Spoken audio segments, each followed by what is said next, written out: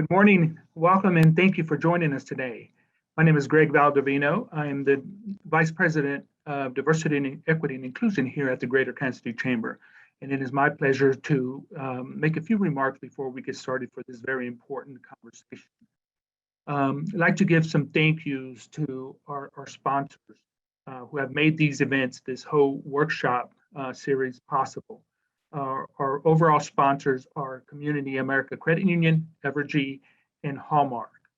And for these particular events, we have also partnered with our regional area chambers.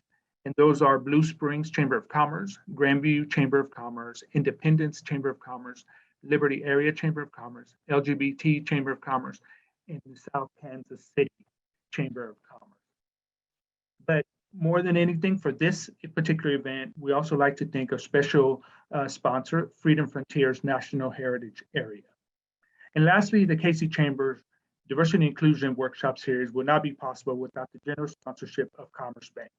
So here to give a few remarks on their behalf is Kelly Collins, Regional Director of Retail Banking. Kelly? So good afternoon and welcome again to the KC Chamber's Diversity and Inclusion Workshop Series. We are so glad you have joined us today for what promises to be a valuable discussion. My name is Kelly Collins and I am a Senior Vice President and Regional Retail Director at Commerce Bank. As someone who has worked in Kansas City banking for the past 20 plus years, I'm particularly interested in hearing from today's speakers. The topic they will be discussing is a sensitive one: the history of race and real estate practices here in Kansas City. Learning more about this chapter in our city's history should add to our understanding of the diversity and inclusion issues we're all working to improve today. Our speakers are Shomari Benton, a Kansas City real estate attorney, and Tanner Colby, author of the book, Some of My Best Friends Are Black: The Strange Story of Integration in America. Incidentally, Tanner began the research for his book, which was nominated for the Andrew Carnegie Medal for Excellence in Nonfiction, following the election of our nation's first African-American president in 2008. Realizing he had no Black friends, teachers, or mentors, he wondered why true integration had made so few inroads into many Americans' lives a half century after the Civil Rights Movement. His book shares what he learned. With the help of our facilitator, Marley Bunch, Tanner and Shomari will be discussing the history of race and housing discrimination here in Kansas City and the impact this history continues to have on our communities today. Marley Bunch holds 2 graduate degrees, one from DePaul University and the other from Emporia State University. Her background includes 15 years of experience in teaching and education. She has taught literature, advanced English, reading, writing workshops, adult education, gifted education, and poetry. She facilitates and implements writing workshops for Race Project KC, Cultivating Writers, and is the Senior Director of Diversity and Culture for Comprehensive Mental Health. She is completing her PhD in Diversity and Equity from the University of Illinois. These are topics of vital interest to us at Commerce Bank, as I am sure they are at your organizations. The customer and communities we serve are diverse, and we can all do our jobs better if we understand the story that Tanner has to tell. Many of us attending this workshop have devoted much of our lives and careers to addressing the racial injustices of the past. Raising awareness and working to identify meaningful solutions to address disparities is a great place to start. Tanner, Shomari, and Marley, we are so pleased to have you with us today. Thank you so much, Kelly. I would like to thank the KC Chamber and all of the sponsors for hosting and supporting this important conversation. I would also like to welcome our audience and thank you for sharing your time and this space with us this afternoon, as I am in conversation with my 2 esteemed guests who I would like to formally introduce. Shomari Benton is an experienced real estate attorney who focuses his practice on real estate transactions and real estate development. He has represented clients in all aspects of real estate law. He is an entrepreneur and community activist via ownership and involvement in the historic rehabilitation of 2000 Vine in Kansas City, Missouri's historic Vine District. Tanner Colby is the author of Some of My Best Friends Are Black: The Strange Story of Integration in America. In 2015, he co-founded and co-hosted the popular podcast, Our National Conversation About Race with Baratunde Thurston. Tanner has also partnered with the Johnson County Library since 2016 through the initiative of Race Project KC, which is an annual immersive social justice initiative for students in grades 9 through 12. Please help me give a warm welcome and show some love in the chat to Tanner Colby and Shomari Benton. Yay! I'm so excited to be here with both of you guys. Hi, how are you? I'm good. How are you? I'm good. I'm excited for this conversation and sharing this space with you both. I want to see if we can start with some icebreaker questions. You know, teachers love a good icebreaker. So before we jump in, are you guys open to that? Sure. Sounds fun. This is not Tanner and I's first rodeo, so this is our third iteration for sure. Okay. The first one is, what lesson? These are actually from a game called We're Not Really Strangers, and we're not, so this is fitting. What lesson took you the longest to unlearn?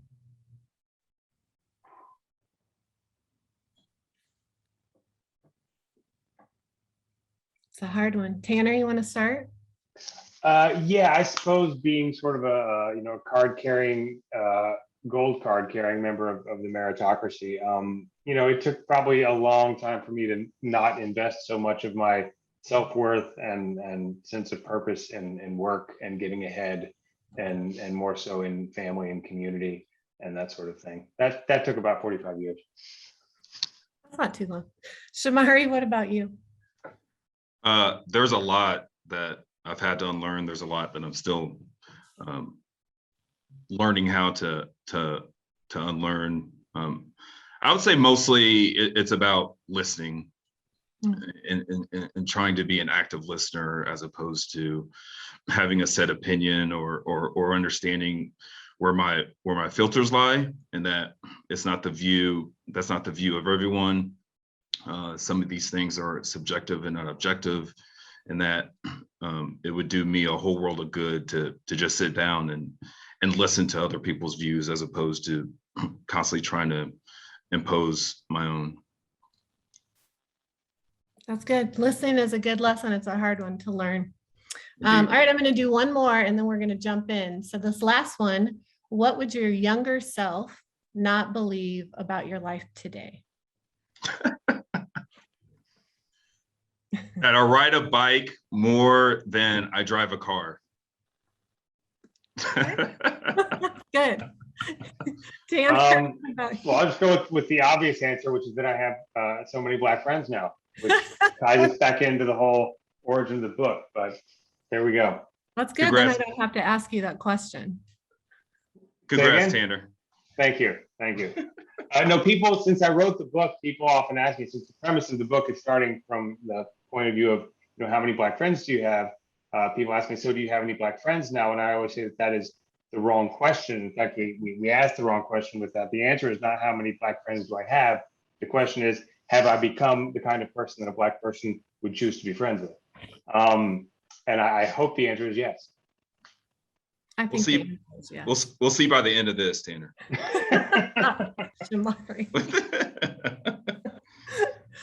All right. Let's delve into our questions. So the first one is for Tanner. So some of my best friends are Black argues that America has not truly integrated. So both of you can actually speak to this. In what way would you say that integration has failed, specifically in Kansas City? Well, I would start by saying that fundamentally it failed. And this is the question that I try to answer with my book is, we focus so much on the institutional obstacles and the socioeconomic obstacles to integration, which are massive. But my question was, okay, once you remove those and you actually give the people the opportunity to integrate, it still doesn't happen in most cases. So the question is, why do we not integrate even when there are no obstacles to doing so? That's sort of the deeper question I tried to answer with the book. But I think the reason why it failed in Kansas City and and elsewhere, I think there's one sort of more philosophical point and one more logistical. which is I think that when we went on this crusade to integrate America, we relied on a very crude metric of sort of numbers, just proportional racial balance, how many Black kids are in the school, et cetera, how many Black people are in the Census Bureau or in the zip code.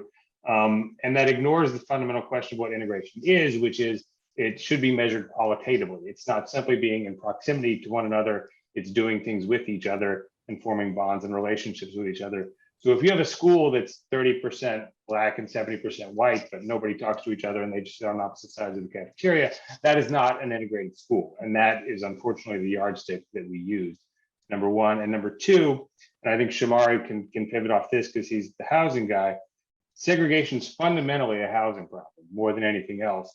And we lacked, the Fair Housing Act didn't really give us a whole lot of tools to deal with housing segregation. So the only tools we had were the school bus and magnet programs and all these things that deal with schools. But you can't fix a housing problem with school bus at the end of the day. It's like using chemotherapy to try and, cure a broken leg or something. And so even though that was the only tool we had, we kept banging away with it. And the people who were using that tool, such as Benson, I think Arthur Benson was the attorney in Kansas City, he just kept hammering away with that tool with the ethos of, if it's not working, do it more.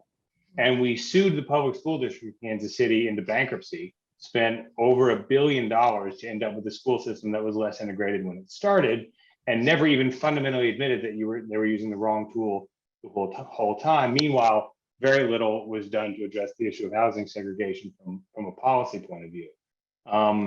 So that, to me, is, if I had to give a nutshell answer, that's where I would start. Yeah, I think that's spot on. I would reference de jure versus de facto segregation, and it seems to me when you study, the 50s, 60s, even going up to the 80s, there was a policy focus on de jure implications, but not de facto, which is a much more difficult approach to tackle. Specific to Kansas City, we are a very sprawled out metropolitan area that doesn't have a lot of topographical elements that would stop folks from leapfrogging suburb to suburb, right? There's a lot of markets, there's a lot of metropolitan areas that might have mountains surrounding it, a large body of water that for better or for worse, forces folks to be within a tight space, be within next to each other, forces conversations because of that tight space. Kansas City does not have that. So I think the way that we have built our metro post World War II, and the fact that we are allowed to sprawl out to such an extreme, particularly given our population size, which is just slightly over 2 million metropolitan wise, allows for that space, generally speaking, based on race. The counter to that, and I think this is important, is that narrative and that value proposition is changing. I think it's changing for a handful of reasons, one just being generational shift and viewpoints, but you can list several neighborhoods that are diverse, that are tackling on a macro level, tackling some of these issues, neighbor to neighbor, block by block. Tanner references in his book 4963 neighborhood, which is still very diverse, beautiful neighborhood. If any one of us was to go on MLS, the value of those homes are quite stable, compete with any other suburban neighborhood in the metro. There's others, Beacon Hill, Manheim Park. Folks are on the call who are familiar with Kansas City can reference those and hopefully maybe even visit them. So I do think that's changing, and I think there's real world examples of that pivot. Tanner, I want to just read this part from your book that I really appreciate, and it also just speaks to what you both just discussed. It is on page 46, and it says, for decades now, everyone from the media to the federal government has been relying on this metric of racial balance to tell us if racism in America is getting better or worse. It doesn't work because racial balance can never illustrate how much of the problem is a white people being racist and how much of the problem is Black people having lots of good reasons for not wanting to hang out and play Scrabble with us. White resistance and Black reticence are hopelessly entwined with each other, endlessly variable from situation to situation. So I really appreciate just how candid this quote is. But I want to see Tanner and Shomari, you also, if you can just talk about when we hear parts like that in the book, who do you think that, Tanner, when you wrote it, who was your intended audience? And now 8 years later, is there anything that you would add to the book? Well, the intended audience for the book was really myself. And I mean that quite sincerely. I had a feeling, a hunch, and history has unfortunately proven me right, that Obama's election was a catalyst into a new era, which would not necessarily all be good. And that I didn't know where we were going. And if you watched all the pundits and commentators in 2008 as Obama was winning, nobody understood why or how. Everyone assumed it was impossible, and yet it wasn't. And no one really knew what was going on. The most expert political people on TV had no idea what they're talking about. And I said, well, if we're entering into this new world, I want to know how to navigate it. So I think we approached these issues around race from completely the wrong direction, which is that it's charity work, that you're doing it for Black people, you're doing it to uplift Black people, and it's your responsibility as a white person, et cetera, et cetera, et cetera, which makes it all like, doing your homework and eating your vegetables. The reason to engage with race and to learn about race is to make yourself a better and more informed citizen so that you can raise your children to properly navigate what is going to be inevitably a multiracial and multi-ethnic America. And if you don't do that, your children are going to be left behind. And, the byproduct of that, yes, is that if we are all better and more informed citizens, then society is better for everyone. But you're not just doing, you're not just eating your vegetables. So that's why I undertook the writing of the book. And it just so happens by going out and learning these things for myself, people like Angel Tucker at Johnson County Library have used that journey to inform other people. So that was my intended audience for the book. And what would I change? Or add? What would you change? What would I change or add?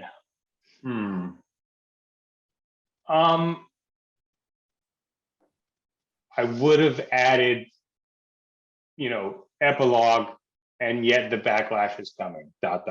Because the, racial progress is always accompanied by a backlash. I wrote the book in 2012 when we were still very much in the honeymoon of Obama, and the backlash hadn't arrived yet. And so, if I were to write a follow-up to the book, or if we were to republish the paperback with a new section, I would get into what I think has been a fascinating development, which is you have a contingent of white people in this country. Really, I think it breaks almost neatly in two. You have a contingent of white people who say, okay, we are a multiracial country, Black and brown people, come on in. We have certain conditions. You need to talk a certain way. We need to have a certain last name. You need to live in a certain neighborhood. You need to have a certain amount of money. But no matter what color you are, come on in. And that's the attitude of a proportion of white America. Another proportion of white America is choosing to sort of de-assimilate and remove itself from the majority of the country rather than allow Black and brown people in. So we will become an angry white minority rather than admit that Black and brown people can integrate and assimilate into the majority of this country. And that is a development I could not have foreseen at the time. And I think that's been a fascinating and troubling development. Because what you have now is you have an angry white minority that acts still with the power and entitlement of a majority, which is very strange. Very strange, very reminiscent of the White Citizens Council you talk about in your book, right? Yeah, it is. That's an interesting development. Shomari, do you have any thoughts about that? I know you've talked in the past about the link between socioeconomics and racism. Do you want to? Sure. yeah, I mean, it's still there, right? I mean, nothing has changed since our last conversation in 2014 and in 2017, generally speaking. I think Tanner hit the nail on the head. Ultimately, if you look at the history of this country, and obviously tied into our local history, you have one step forward and two steps back, and some of it is strictly focusing on changes in law and policy, but how those changes in law and policy can then change the greater collective's attitudes towards race and socioeconomic equity. And I do think that despite all the things that have been said so far, I do think there are some positives. And at the end of the day, there was a backlash, but we also had an African-American president for 8 years, right? That did happen. And to the last question and answer, we do have a segregated metropolitan area, but we also have areas of the city that in relative terms are fairly integrated. And I think people are willing to have these conversations. I think 2020 showed that. Is everybody willing to sit at the table to have those conversations? No, Tanner pointed that out. I think he pointed that out very eloquently, but there are other folks within the city, within this metro, within our nation that are willing to have those conversations. And I think there needs to be some energy and focus on those folks who are willing to participate and willing to progress and move forward. I agree, Shomari. I've asked Tanner this, and I think you before also, but what do you, I think we would all agree that conversations are so important, right? Conversations and the learning aspect that Tanner mentioned. Sure. So what would you say to people? We know that there are people at the table wanting to have this conversation, but what about the people who, that small percentage that just can't see the relevance in this? And Tanner kind of spoke to it, but I just want to see if anyone wants to add anything. What would you say to them if they say, our country is in a better place? Why do we keep talking about race? What would be your response? Sure, I'm not sure there's much to say or do, to be honest. So long as those groups of individuals are in the minority, there's just going to be a certain percentage of folks who are not willing to play ball. And that goes across the board, whether it's this subject matter or any subject matter. That's just the nature of living in a community. And I think the folks who are willing to, and presumably the majority of folks who are willing to have the conversation, willing to listen, willing to progress and move forward based on those conversations and some of the hard work that relates to that, there's an obvious benefit to those conversations and to that hard work. And the folks who decide to stay out of it likely will not benefit from that. And that has to be some of the consequences of those actions, or more properly said, inactions. Right.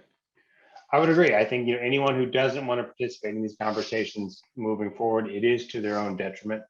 I do think that there's definitely places like this phone call and Race Project and other places where you tackle race head on.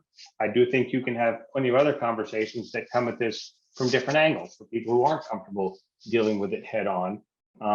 I think, one thing that's true about, because I've worked a lot with stand-up comedians and I've written books with them and for them. And one thing that's true in comedy is if the audience doesn't laugh, it's not their fault, it's your fault. And it's your job as a comedian to go, whether you're in, on the Upper West Side of New York with a bunch of progressives, or if you're in Alabama with a bunch of Trump voters. It's your job to go and find those people, engage with them, find them where they are, empathize with them, make them laugh, and bring them to where you are. And if you find someone who is recalcitrant about having a conversation about race, then maybe you don't start there. Maybe you start off by talking to someone else. And on the progressive left and a lot of the, the diversity space takes the attitude of, well, if you don't want to listen to me and you don't immediately change your mind after listening to me for 30 seconds, then you're racist and I'm not going to talk to you. That's the wrong way to go about it. You can come at people from different angles and hook them where you can, engage them where you can, and bring them to where you are. And yes, it's to anyone's detriment long term if they don't want to participate in these conversations, but it's to everyone's advantage to try and reach people how and where we can. I know in one of the episodes of your podcast, Tanner, it was a great conversation. I think Baratunde was on that one, but you mentioned how places kind of bring you in this space as a white male to speak about it. But then when you say something that people don't like, it causes issues, and you're like, well, you want to talk about it. So if you want to talk about it, you have to also be willing to listen to my perspective. And I think that that's really important. Do you have any advice for once you're in the conversation, being able to maintain that authentic perspective and also a willingness to listen to others? Because that's hard. What I found for the most part is there's a diminishing level of returns the bigger the conversation gets. If Shomari and I sit down over a beer and we just have a conversation about our personal experiences, we can have a genuine connection. We can also agree to disagree. We can forgive each other a possible misstep or social faux pas.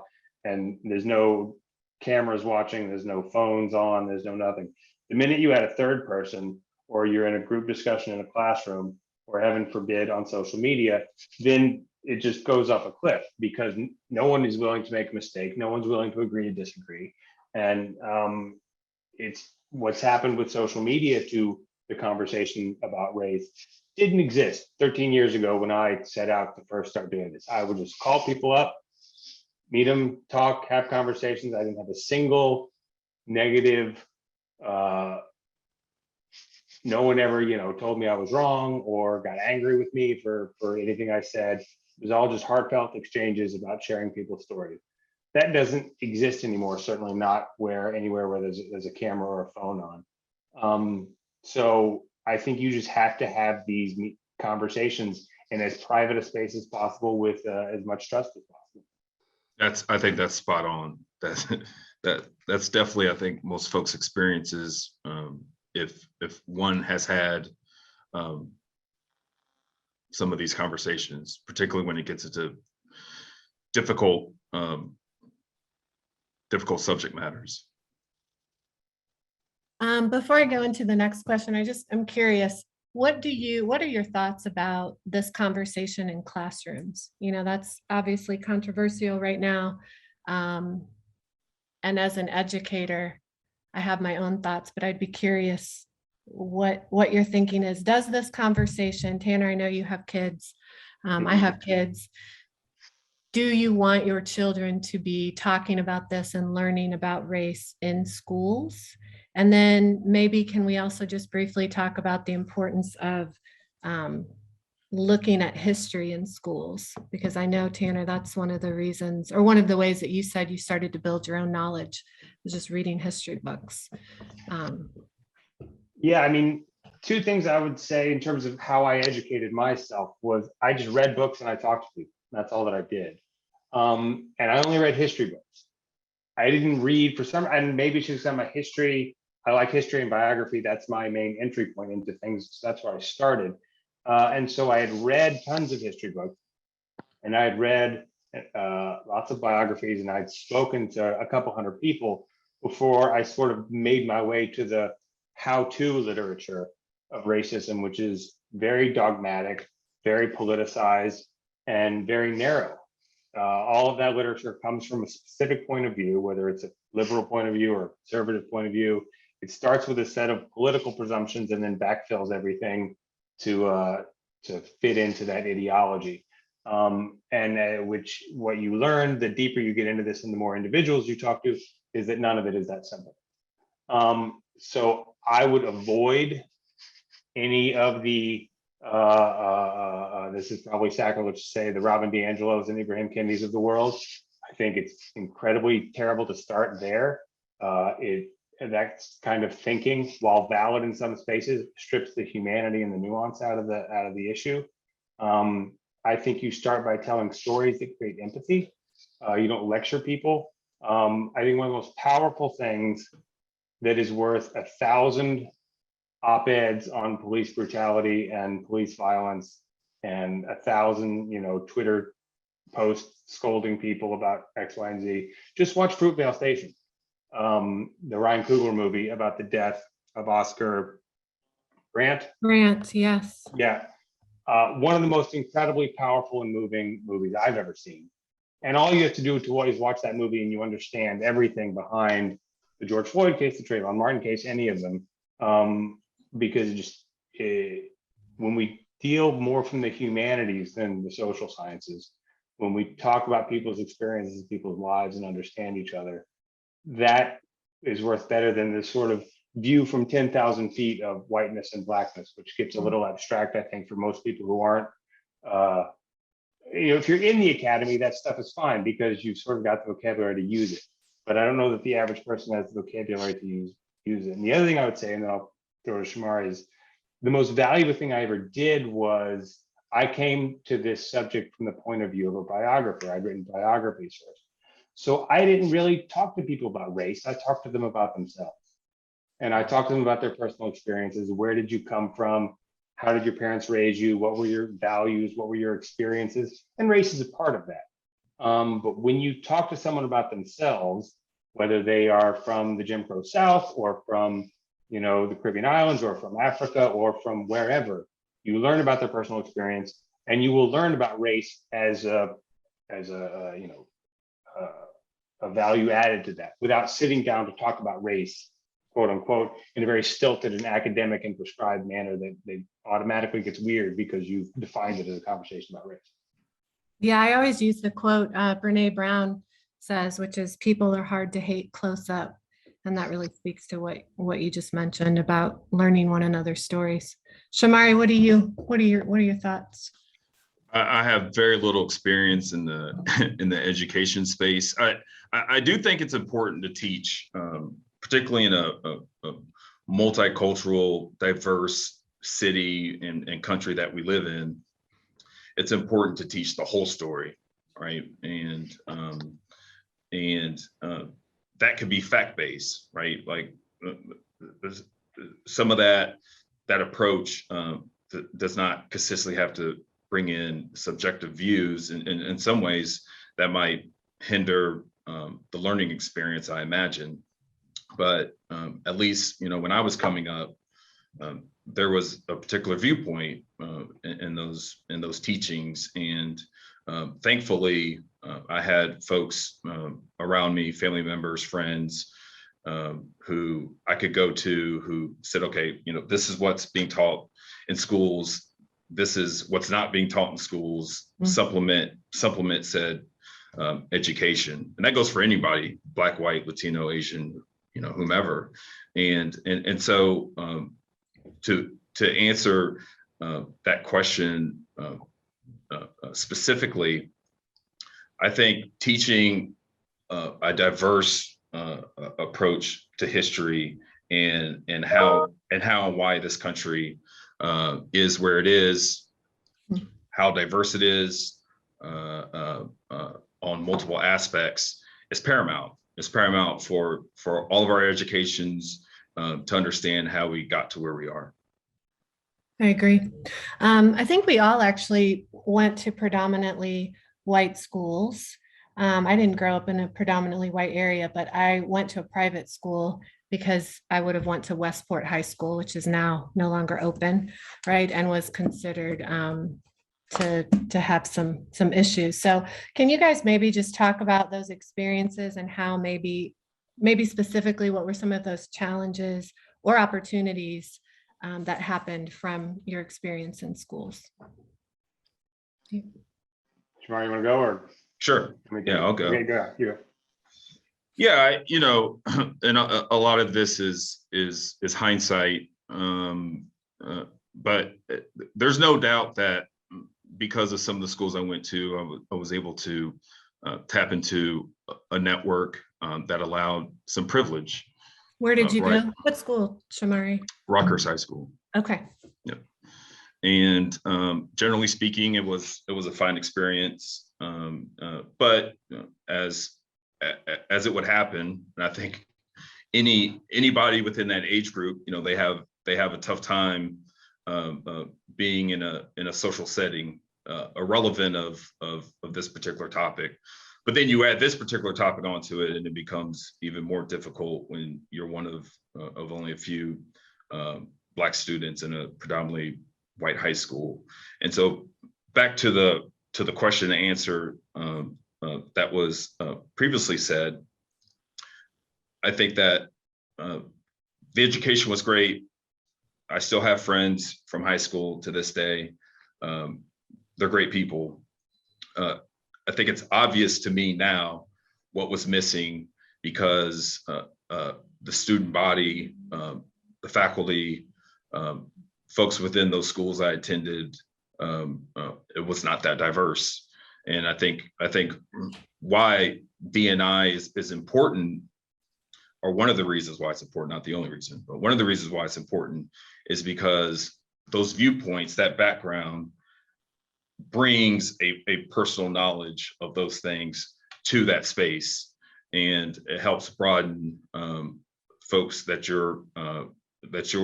are charged with teaching, brings them a broader view. And so I think that's what was missing. And again, that's irrelevant of race. Like, I think anyone should recognize that and supplement that education accordingly. But in hindsight, it was pretty obvious that was a missing part of that experience. Thank you, Shomari. Tanner, what do you think? Yeah, I mean, my experience was, similar but completely different because of who I am. Obviously, I grew up in Birmingham, Alabama. Our high school, our official school flag was Confederate flag. Our official mascot was Confederate Rebel. There was a busing program that was sort of limping along as a remnant of a 1970s legal settlement, but there were maybe a dozen Black students out of 300 in my grade, and only one or two of them crossed the color line in a meaningful way. And those were not bus students. Those were the Black students who actually lived in the very white city, or were the children of the Black faculty who taught at the school.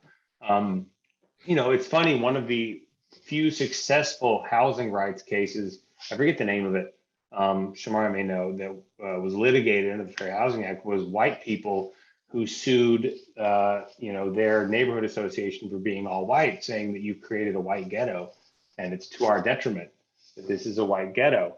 And they won the case.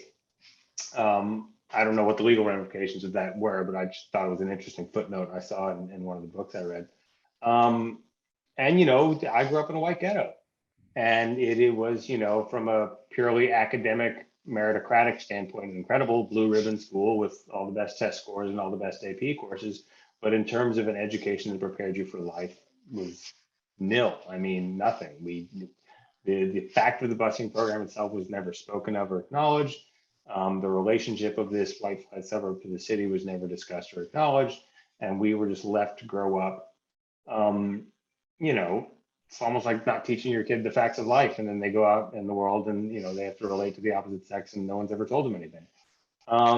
So that's where it was. It was an incredibly borderline debilitating way to grow up. I was 32 years. It wasn't until I started this book that I'd ever even heard of the term redlining. And I was 32 years old, and I had a very expensive private high school and college education.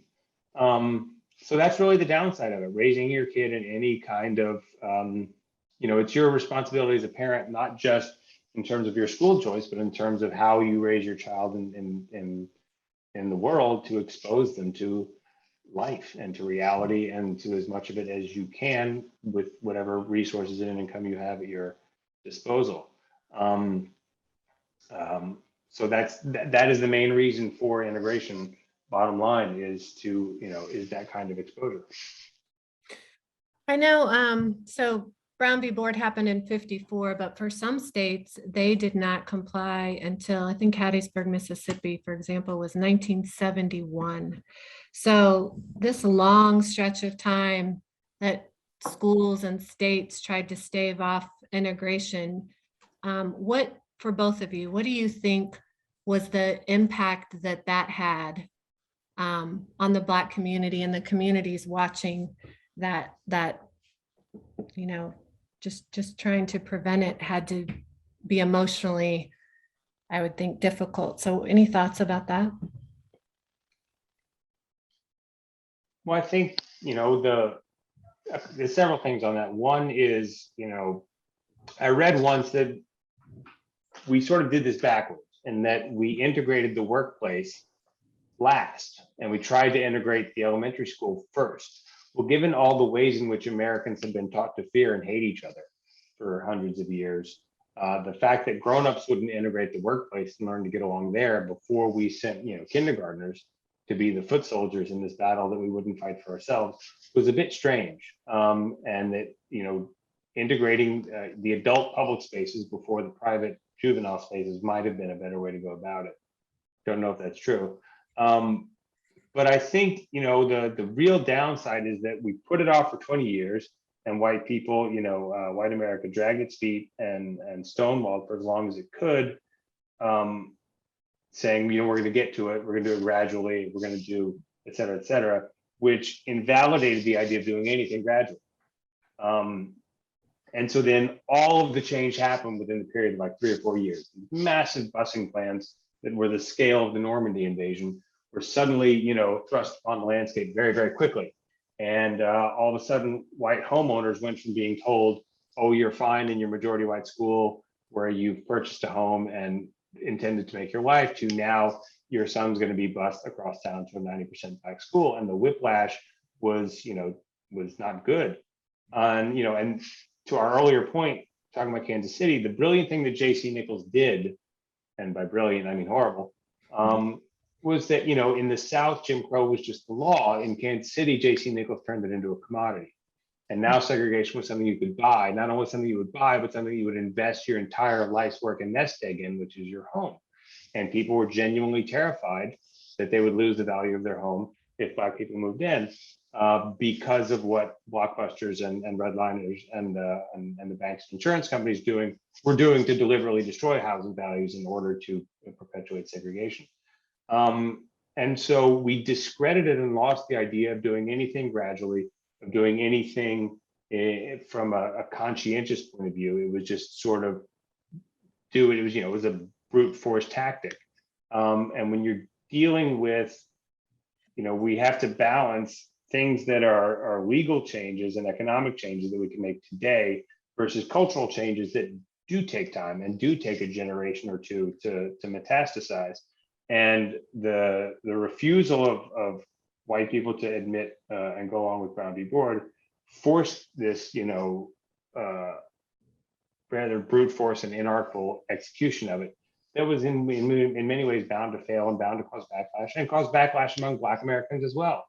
Black Americans did not like, they were fighting for freedom and agency, to be able to have control over their children's destiny and decide what they wanted to do and what was best for their children.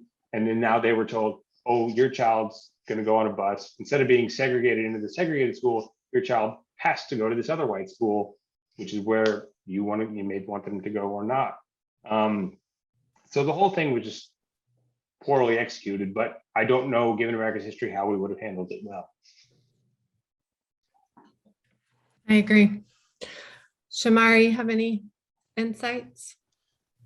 It was well said by Tanner. The only other piece I would add, giving it a little bit of local favor, is that I think that process out of Brown versus Board and all the dominoes that it wrought, we now face, amongst other things, a narrative issue in our metro generally speaking, suburban schools, predominantly white schools, are seen as the best performing, and urban core schools are seen as the least performing. And then folks can point to numbers to validate those points. I would share that that is not wholly true, right? Even though that narrative is hard to displace based on the history just referenced. I mean, you look at Lincoln High School, one of the best rated high schools, not just in the metro, but in the United States. Look at Sumner Academy in the heart of KCK, not just one of the best rated schools in the metro, not just the best rated school in the state of Kansas, but one of the best rated schools in the country.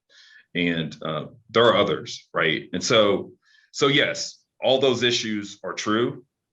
But I also think that there is a narrative that ignores the positive within predominantly Black and or brown communities that are doing quite well, frankly. Right.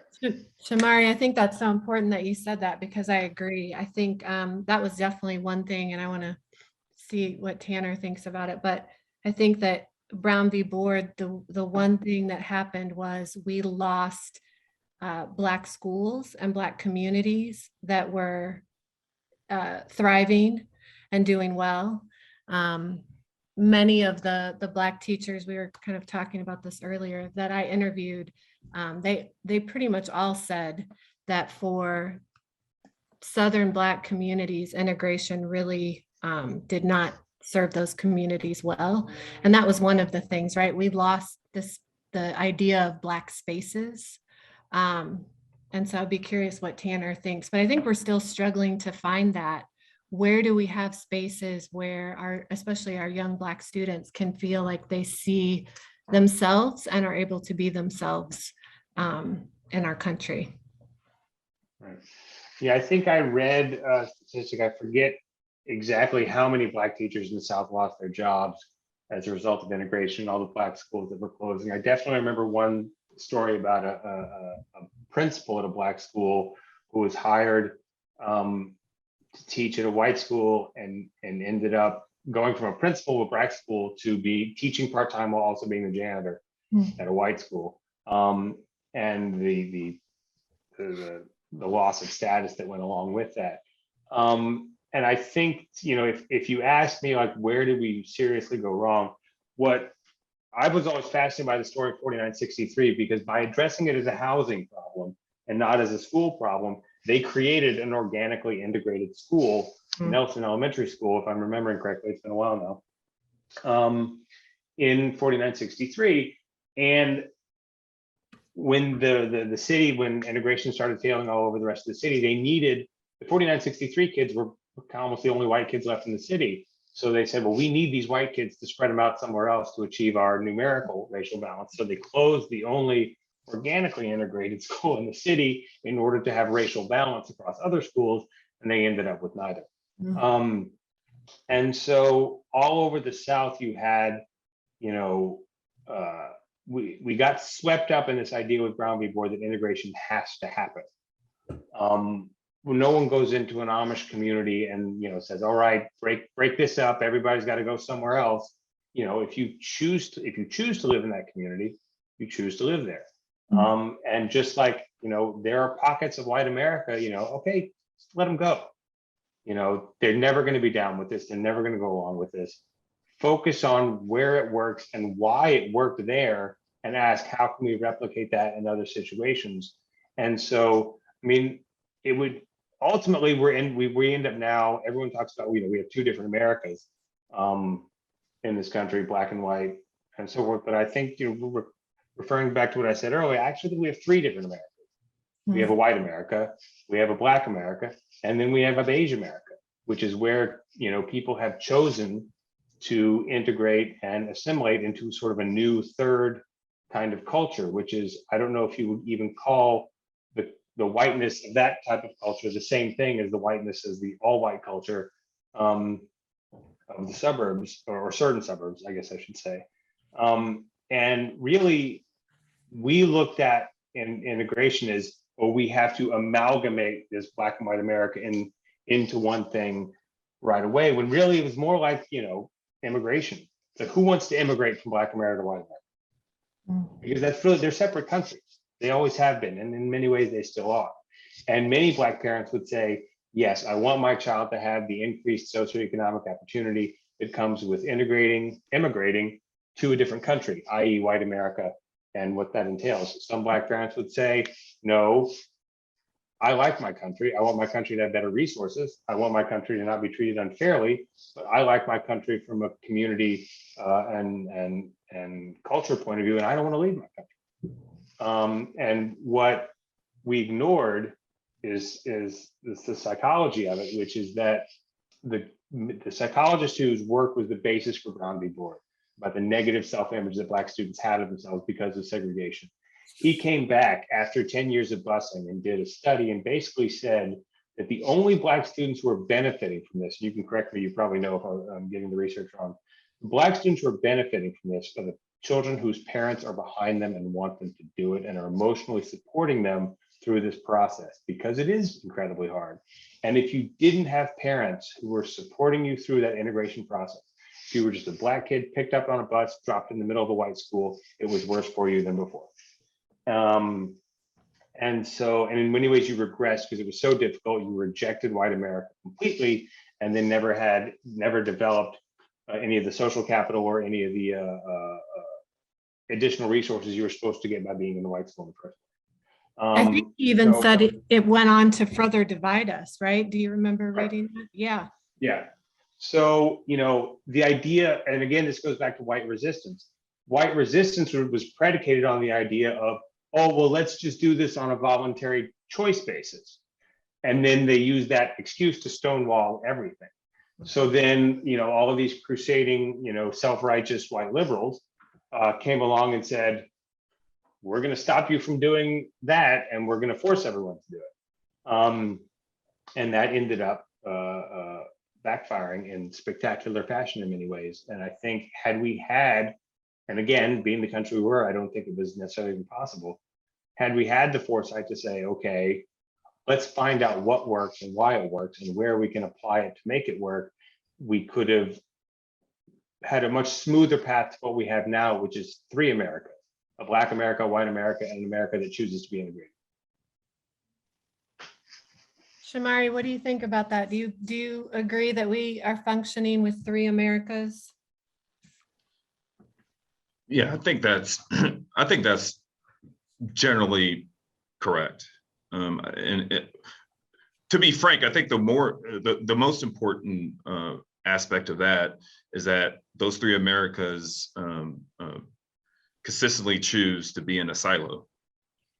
Those three Americas consistently, in my experience, consistently choose to not talk to each other. Tanner had referenced a personal conversation at a bar and having some of the hard questions and answers over a drink. And in my experience, generally speaking, that does not happen, even in, for lack of a better term, integrated America, right? Because integrated America, I think, tends to lean a particular way politically, and that has a silo, right? That has a geographic location, generally speaking, and coming out of that geographic location, or folks in the other Americas coming into integrated America's geographic location or conversation, I think is something that we're struggling with right now. I think that's the era that we're in, is that the creation of the third America that Tanner referenced, but the difficulty for many factors, social media just being one of them, the difficulty in getting out of those silos. And I think that's out of the handful of other things that we all need to work on as a community and as a nation.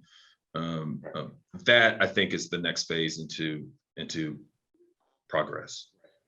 It's interesting. I'll just to use a personal example. I would say that after my 13 years of being in and around and doing this, in terms of what that third tribe is, pretty much any person of color who I have met and formed a sustained relationship with is someone who's a college graduate, like me.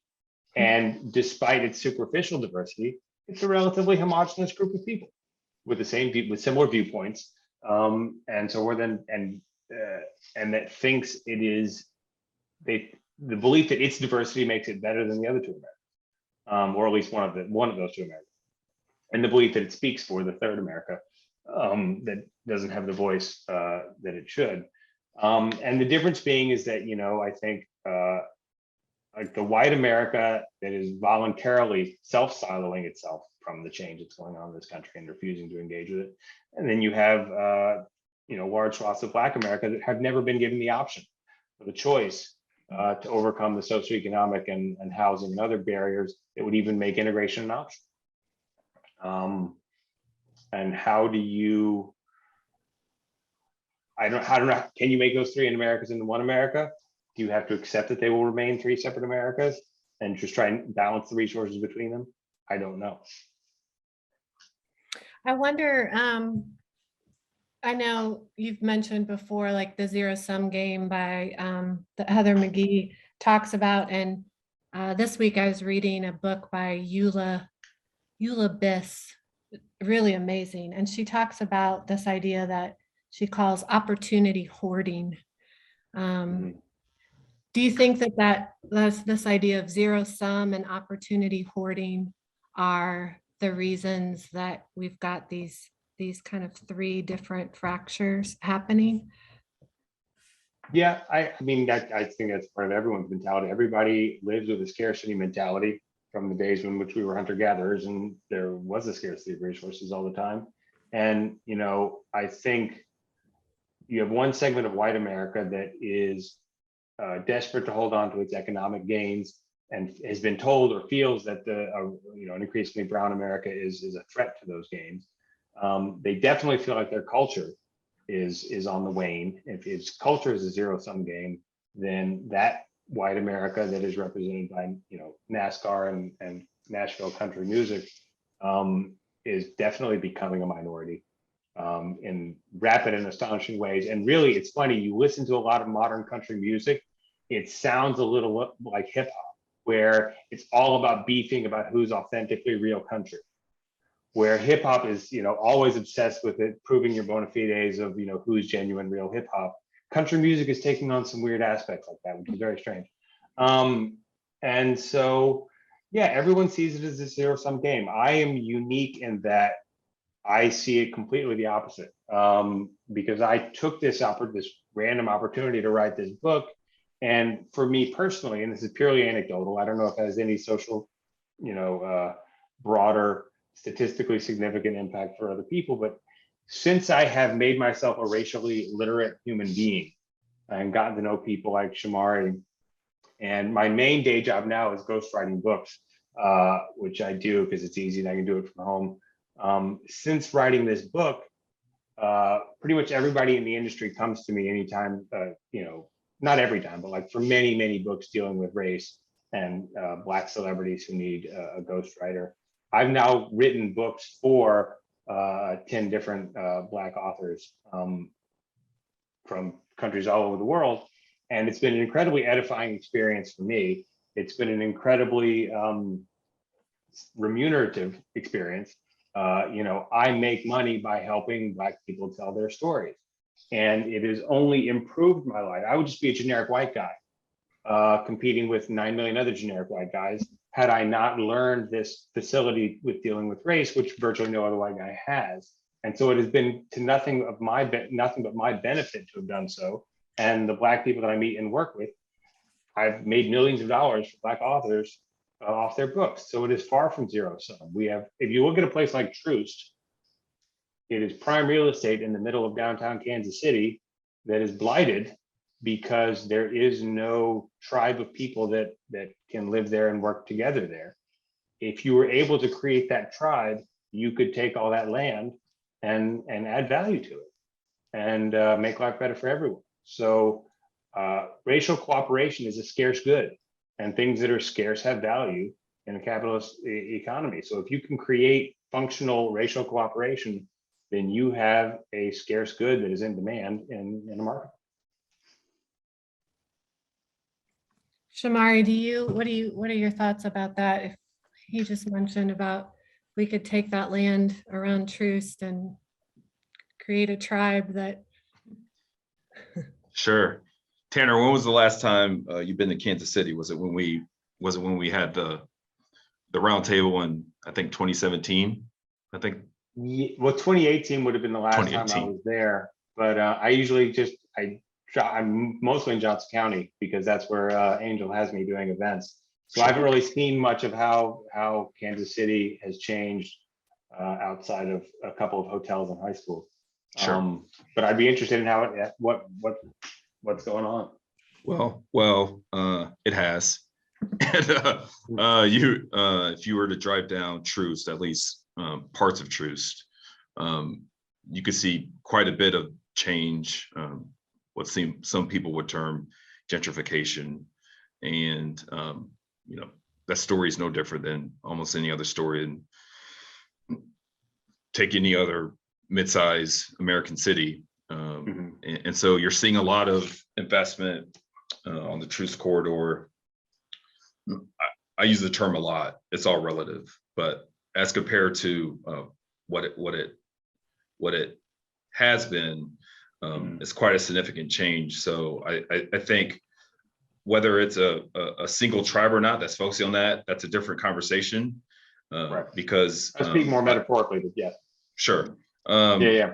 Because it's not, it's a lot of large investment dollars. Some parties that are outside of the market that are not in Kansas City and in that community, which goes to some of the things that we're talking about relative to socioeconomic status, the ability for folks within communities to lead their own way and have the ability economically to make decisions for their own neighborhoods and communities. And I think Troost and the development of Troost, even though optically positive, right? I don't think people irrelevant of what community you come from, you do not want to live in or around dilapidated neighborhoods. I think now the current story of Troost is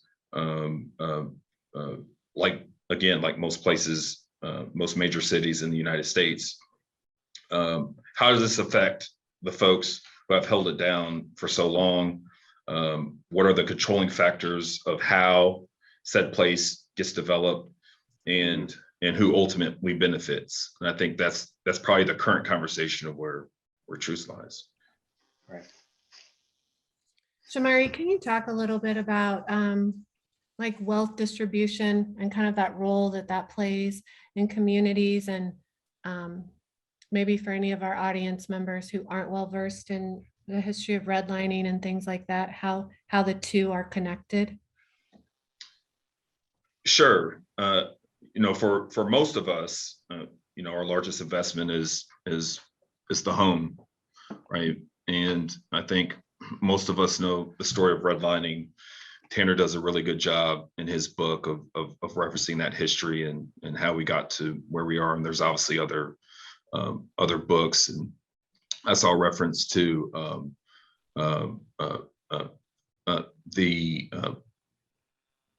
the museum in the Vine District. The name escapes me. That has quite a bit of reference of history of redlining, which all of us can go down and research. But ultimately, economics is tied into real estate for most of us, and it's a foundational piece for us to be able to build some semblance of wealth and pass it on to the next generation. And the Black community has not been able to do that. Has that changed? Is that changing? Of course. And I think there are elements of the ability to access resources and the knowledge of those resources to do so. And I think that's a lot of the conversations now when you ultimately talk about gentrification.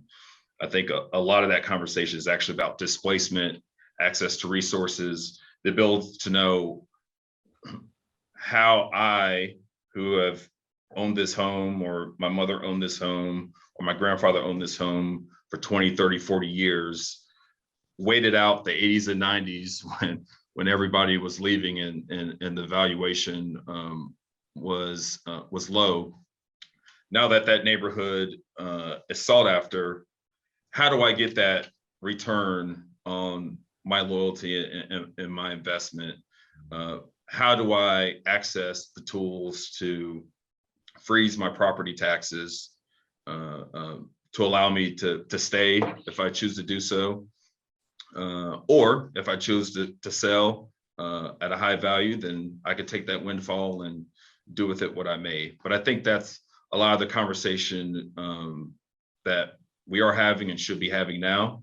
And that comes down to ownership and how you value property. And in this particular instance, mostly you're talking about residential property, homes.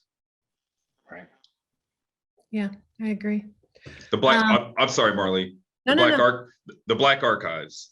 Yes, I saw that in the chat that they have, somebody put in the chat about a group that's specifically for Black students, which was great. So Yeah. when we were talking about Black spaces, I want to ask this question. How do we, Tanner, I know you've talked about it a lot on your podcast. How do you bring, or whose role is it to start these conversations?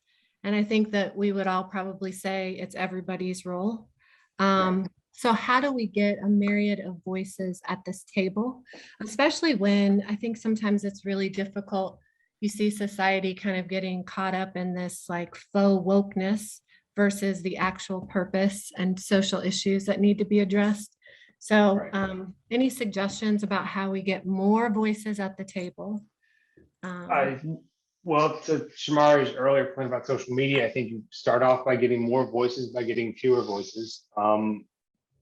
I don't know how this conversation goes to a constructive place as long as Facebook and Twitter exist.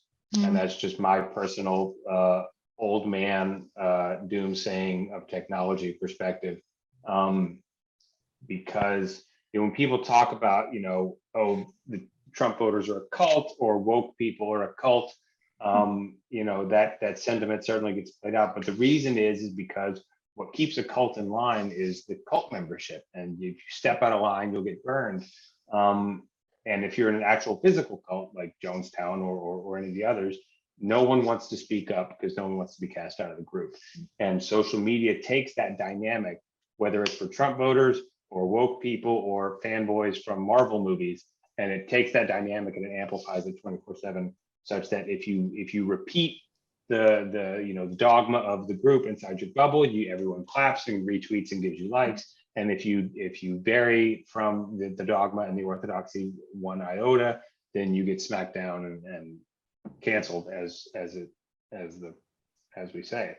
So I don't know how you get. I think the wokeness and Trump at the extremes are the product of social media and disinformation. I don't know how you fix them without fixing that the medium where the conversation is taking place. So as for how you get people to actually have the better conversation, I think you have to make it as local as possible. I think you have to, I have given up, having seen where social media has gone. I just don't engage anymore. Our podcast, it ended because of some budgeting and personnel issues that had nothing to do with anything else.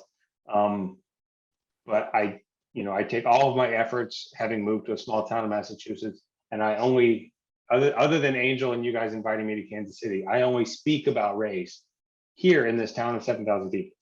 And if that's where I focus the conversation and put my talents to work. And I think that's where you have to start. Yeah. And someone put in the chat, which is interesting, they said having consistent voices, right? Like we obviously are open to this conversation, but I always grapple with the idea of to what extent do you put energy into getting people at the table who probably need to be at the table, but don't want to come anywhere near the table. So yeah, that consistent voice I think is key. Shomari, any thoughts about? Yeah. Oh, okay. Yeah, I mean, I said it earlier. I'm not sure, I think we have to accept the folks in the community who are willing to come to the table to have some of the hard conversations. I think we do have to accept, so long as the folks who are willing to come to the table are a minority. We have to accept that that's just human nature within a large group, right? Like there's always going to be folks who are not willing to play ball and progress. It's just the nature of the human experience. And so I don't know how to answer that, Marley, to be honest with you. I tend to lean towards having the conversation with the folks who are willing to have it, try to personalize it as much as possible, because I think their folks are less willing to get offended, and hopefully when it's more personal, you're not affected by groupthink, and groupthink is a very powerful thing. And I think that's the way you approach it. It's not. There's nothing silver bullet about that. Obviously, it's the exact opposite. It's difficult. It takes time, but I think that gets to the root of a lot of these issues.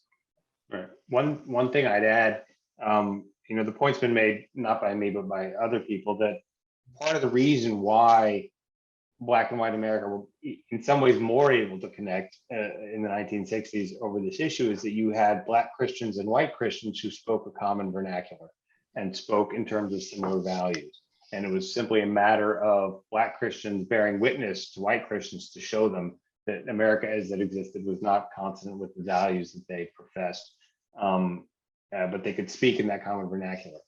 As someone who writes and tells stories for a living, I think language is better than jargon in every instance. I think every field, whether it's academia or the law or Silicon Valley tech bros, they adopt their jargon and their vernacular in order to create an insular culture.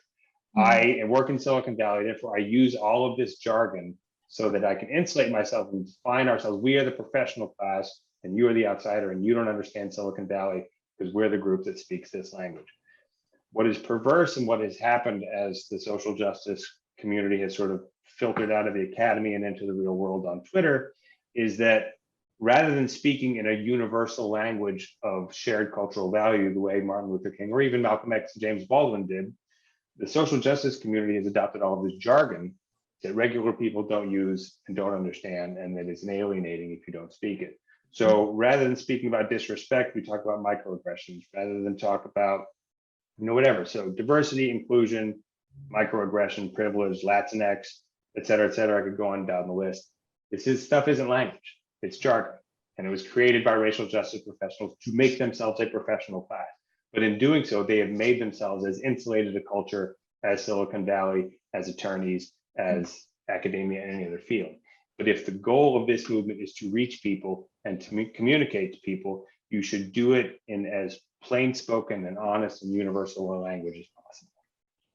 And that is how you communicate with people. You don't go to someone who has a high school diploma who works at 7-Eleven and talk to them about microaggressions. You talk to them about disrespect, because you know what? They understand what respect is. Everybody knows what respect is, but you go in with all this microaggression talk, no one's going to listen to you.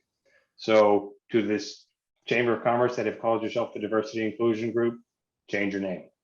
Get rid of all the jargon is rule number one for dealing with any of this stuff. Legalese is a language, Tanner. Yeah. And I don't speak it, which is why if I tried, if you tried to explain your job to me in legalese, I would say, can you put that in layman's terms? Can you put it in English? And the same thing is true with what has happened to social justice. It has become its own language that regular people, I've been doing this for 12 years. And honestly, when I first started 12 years ago, this language didn't even exist. Nobody spoke this way. All these jargon, these terms, it didn't exist. You sat down, you talked to people, they spoke in English and they used language. And the jargonification of social justice is one of the worst things that has happened to this endeavor to make society better. Okay, I appreciate both of your insights. I want to make sure we leave time for Q&A. And Tanner, I agree that sometimes that language that we are developing creates more people feeling ostracized. We have a few questions, so I'm going to just share some of them with you guys to respond to. The first one is, how can organizations in the business community help bring light to the housing crisis? The housing crisis in terms of, are there any specifics within that question? Because there's a lot of, okay. There's no specific. I'm presuming the housing crisis references the cost of housing nationally. That's my presumption. Okay, I'm going to go with your presumption. Okay, fair enough. I think there's a lot of information on how we got here in terms of supply and demand, how valuation of neighborhoods relate to the history of redlining, and how the real estate professional class historically, and as that those historical decisions dominoed into where we are now, how that ties into how neighborhoods are valued, right? In other words, predominantly Black neighborhoods are valued less, predominantly white neighborhoods are valued highest, and then there's a scale in between those two, right?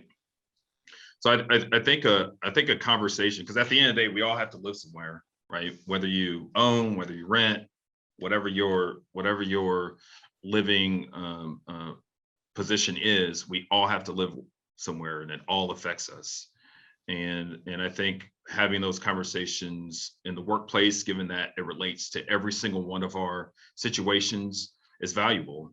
And I think you start with that. We need to have these conversations because it affects the community we live in.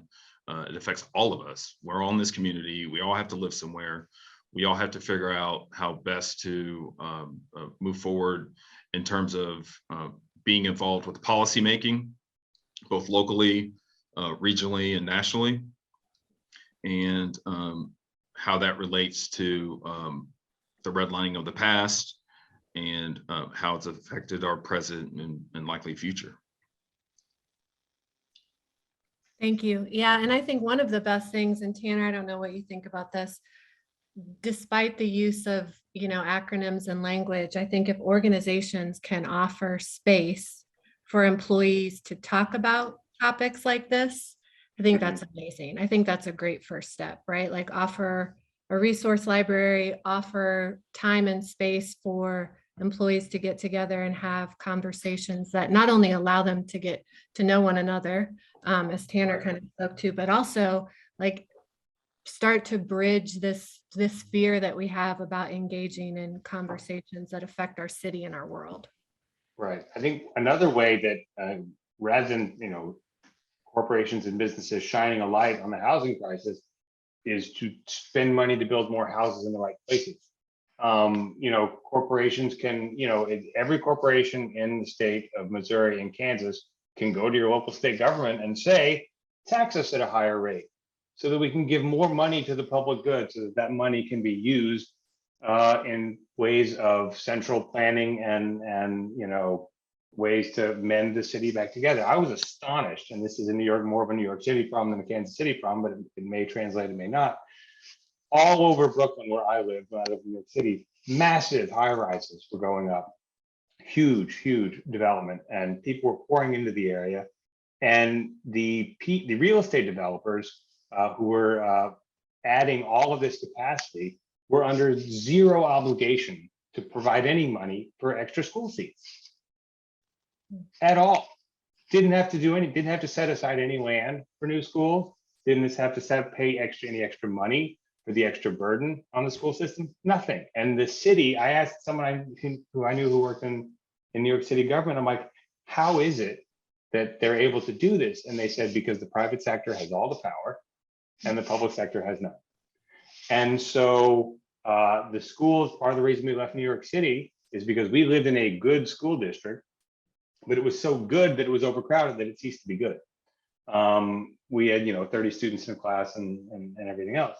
And so it was astonishing to me that private interests, we have so devalued the idea of a public sphere and public spaces, because specifically, we don't want to share them with Black people. We had, and Heather McGee's The Sum of Us, I believe, is the book that really sums it up.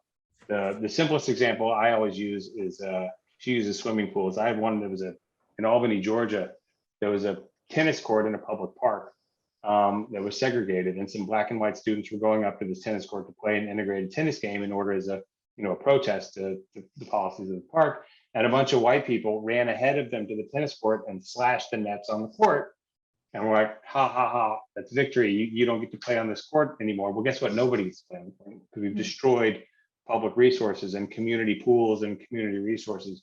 So, and the corporate America stepped in at that point, realized that we were, after the New Deal had put such constraints on corporate power in America in favor of workers and communities and people, corporate interests stepped forward to say, hey, there's a huge anti-government backlash right now because the government's trying to tell you have to swim in a pool with Black people. Why don't we use that anti-government resentment to promote our small government philosophy and destroy any faith in the public sector? Done. One Reagan revolution later, nobody believes in the public sector anymore. So my advice to the Chamber of Commerce is to devolve some of your power and your money and give it back to the public sector so that elected officials can make decisions based on democratic input about what's best for the city in terms of housing and schooling from a community point of view, and not just what's best for corporate America. Yeah, Tanner, there's a great article called White Debt by Eula Biss that talks a lot about this. So that's really interesting. That's a great resource. It's also on a podcast. If anyone looks it up, you'll find it. I want to get these last two questions. So Tim ask, what about restitution? How can you ever catch up to a moving target? I assume they mean reparations or some. Just says, what about restitution? Yeah, I think my presumption is that's what that's referencing, Tanner. Yeah. Right. My personal sort of semi-counterintuitive take is that I 100% believe that we should have reparations for slavery and Jim Crow. And I also believe the last thing you should do is call them reparations because this is America. And I think you need to define whatever you're going to do as something that looks forward rather than back. And something that is, you can think of it as reparations if you want to, but we are going to go into these communities and we're going to repair this damage in a way that, builds us the America that we need for the 21st century.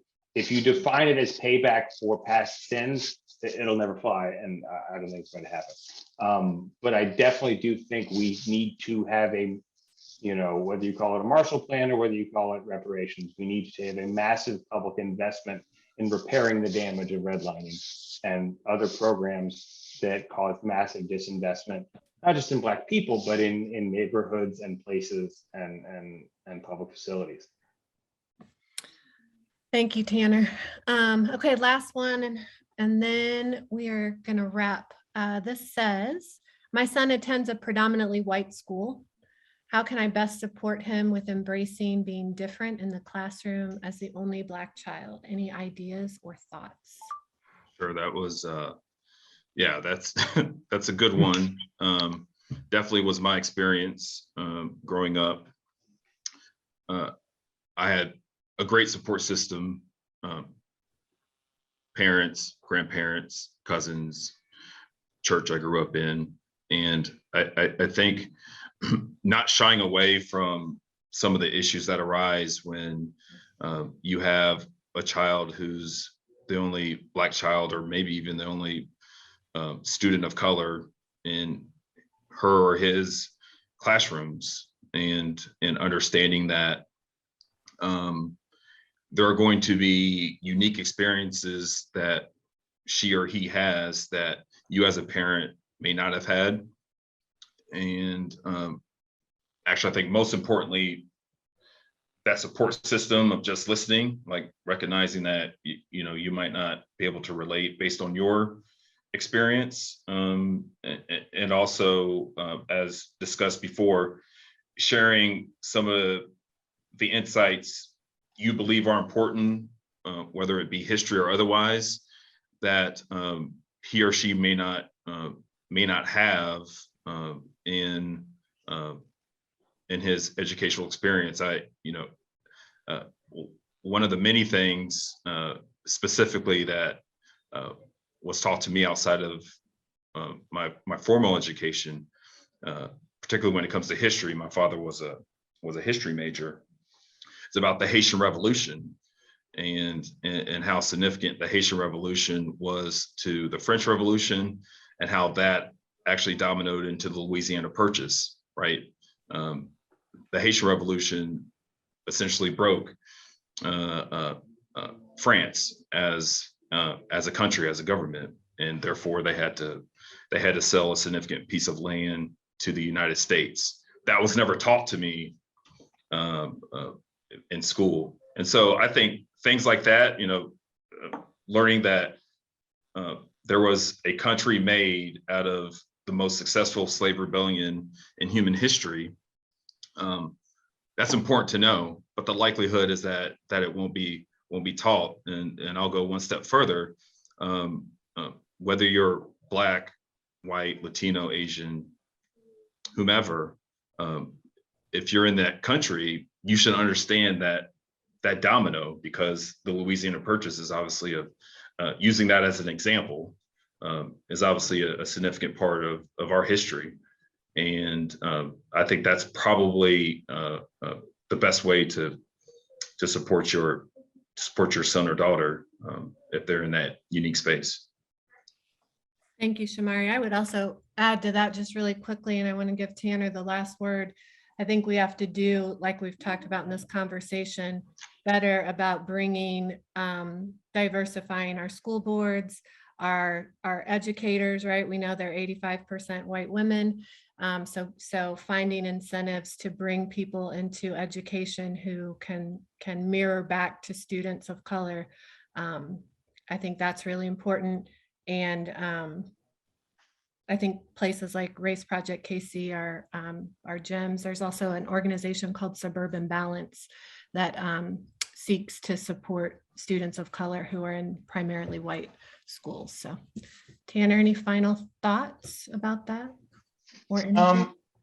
I think, the thing I always come away from is that, we have these sort of two competing schools of thought in how we deal with race. And I think they're both wrong. I think I compare it to an argument in which one side is arguing that 2 + 2 = 3, and the other side is arguing that 2 + 2 = 5. And the argument goes on forever because neither is right. So neither will admit that the other one is wrong because they think they're right. And so we have one side of this argument that says that, in integration, we should just be colorblind. We should think that everyone's the same, treat everyone the same, and stop making such a big deal about race and just treat everyone the same. The other side is diversity, diversity, diversity, diversity, diversity, diversity, diversity, diversity, diversity, diversity, diversity. And that ends up only I think inflaming the other side and putting an emphasis on the wrong syllable of the wrong phrase of what we're trying to do. That yes, diversity is a wonderful thing. Diversity, all the different cultures that have come to America and made it what it is, the contributions of Black America, in spite of everything that's been through, are amazing. But far more important than diversity or pretending that we're the same is what we hold in common as human beings. And it is only through finding and forging a connection by what we have in common that we are able to enjoy the diversity. If not, we're just alien and foreign to each other.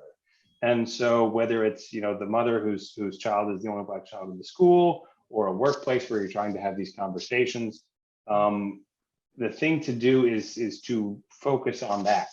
We're all human beings first. We are all human individuals who you know, who bleed and laugh and cry first. And any abstract ideas about either being colorblind or whiteness and blackness and Asianness and Latino-ness that get played up on the other side, all that, you have to be able to walk and chew gum at the same time. You have to understand where those larger dynamics are driving us, where these larger group identity factors influence how society is shaped, how policy is shaped, and how you know, how that made America. But at the same time, once you sit down to have a cup of coffee with the other person, it's Shomari and Tanner, it's Marley and Tanner. It's a conversation between two human beings. And so this 2+2 debate, where it's between colorblindness and diversity, is a false argument. And everyone gets pushed into picking one of those two sides, because in the social media age, you got to pick a side, and it's those two sides just argue. Well, both sides in this case are wrong. And there's a middle way that is about recognizing the common humanity in someone, no matter what they look like, and then through that common humanity, seeing and understanding how their experience was different from yours, and how you move forward together to create a society that benefits everyone, despite our country's past. So that's what I would say. I love that, Tanner. That's a beautiful note to end on. Go have a conversation with someone, make a connection. I appreciate both of you so much. It was great to spend this time with you. Thank you to the audience and to KC Chamber, and to everyone who has supported this conversation. Thank you both. This was fun. Thank you. Thank you, All guys. right. Thanks, everybody. Thanks for having us. Thank Bye. you, Marley and Tanner, Shomari. That was fantastic. Want to give also special thanks to Angel Tucker, who helped us put it all together and has a really great relationship with Tanner and his group. So thank you, Angel.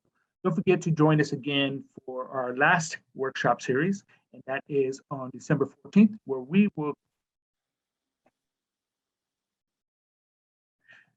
will tackle the subject of poverty simulation through the United Way of Greater Kansas City. Thanks, everyone.